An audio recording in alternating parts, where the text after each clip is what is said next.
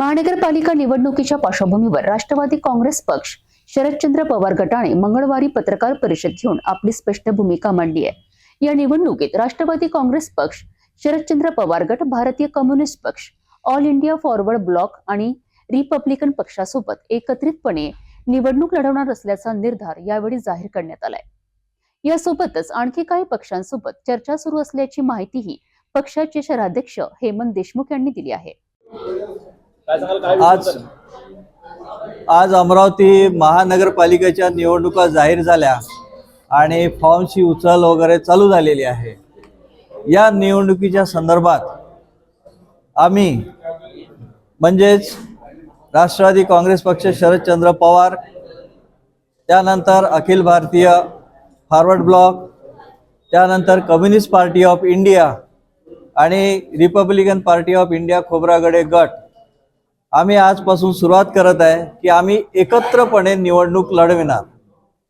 जे काय जागांचं वाटप असेल ते मी आपापल्या समजुतीनुसार व्यवस्थित करणार आणि या निमित्ताने आजपासून आम्ही सुरुवात केलेली आहे। त्या व्यतिरिक्त बाकीच्या पक्षांसोबत आमची चर्चा चालू आहे। जो आमच्यासोबत येईल तो आमचा म्हणजे आमच्या विचारधारेशी संमती असलेला तो पक्ष राहील आणि त्यांचे उमेदवार राहील।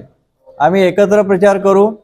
भले आम्ही 4 पक्ष एकत्र झालो पण 4ही पक्ष आपापल्या चिन्हावर लढतील, पण एकत्र प्रचार जो आहे तो एकत्रपणे आम्ही आमच्या उमेदवारांचा करू।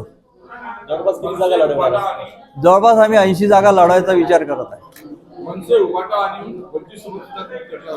हो, चर्चा चालू आहे आणि आले तर उत्तमच आहे। हे पक्ष जर आमच्यासोबत आले तर उत्तम आहे, चांगलीच गोष्ट। उबाटा आहे, त्याच्यानंतर प्रहार आहे, त्याच्यानंतर अजून बाकीचे पक्ष आहेत। वंचित सोबत आमची चर्चा सुरू आहे आणि कोणता आझाद पक्ष आहेत, आझाद पार्टी, आझाद समाजवादी पार्टी, तर त्यांच्यासोबत आमचा हे चालू आहे। महानगरपालिकेतील विविध प्रश्न आणि नागरिकांच्या समस्यांना केंद्रस्थानी ठेवून निवडणूक लढवण्याचा निर्धार या पत्रकार परिषदेत करण्यात आलाय। सर्व पक्ष एकत्रित येऊन तब्बल 80 जागांवर निवडणूक लढवणार असल्याचे स्पष्ट करण्यात आले आहे। या घडामोडींमुळे महानगरपालिका निवडणुकीत राजकीय समीकरणे अधिकच रंजक होण्याची चिन्हे आहेत।